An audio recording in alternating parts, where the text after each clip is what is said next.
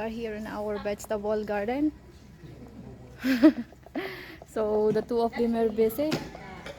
We are now planting the trees that we bought yesterday. So Kevin and Shendrik is there. And our painters is there. They're coming back. It's Sunday today, guys, so they came just to fix all our column.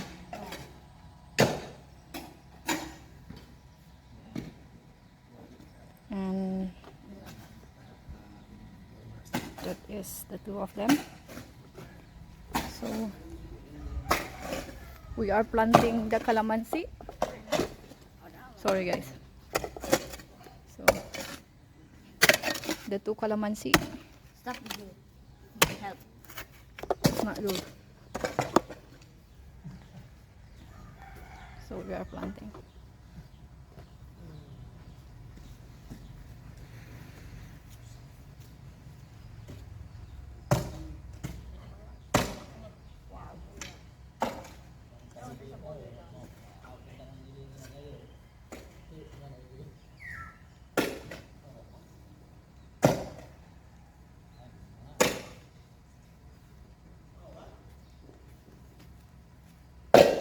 This is where we are going to plant this all trees. So that is the pomegranate, and that is the lime, this is the lemon, and at the between of those we will put a coconut tree, the dwarf one, and that is the oranges, and another coconut tree, and the calamansi, and one of the calamansi will going at the front yard.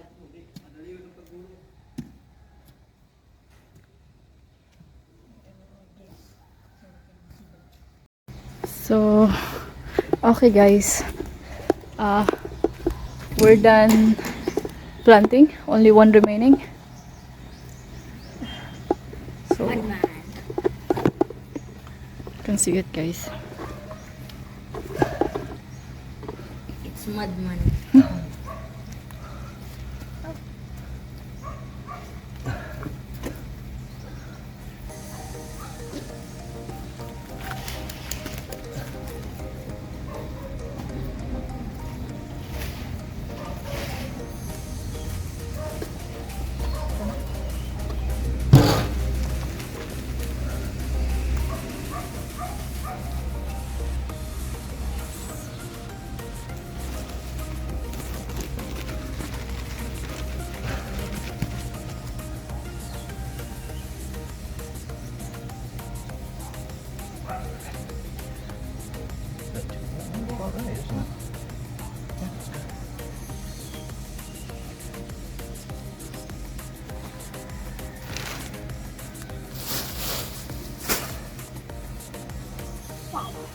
Finally guys, it's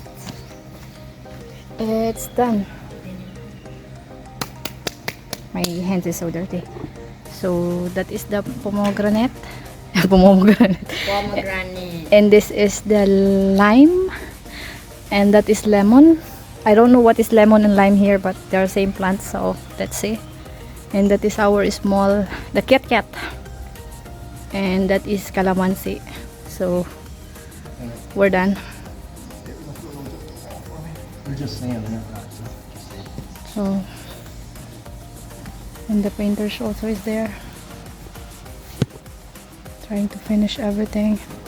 And that one calamansi on the top of the retaining wall will go to the front of our house. So that's it.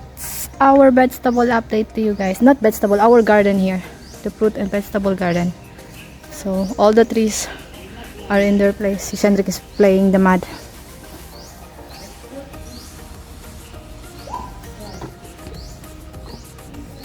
So that's it.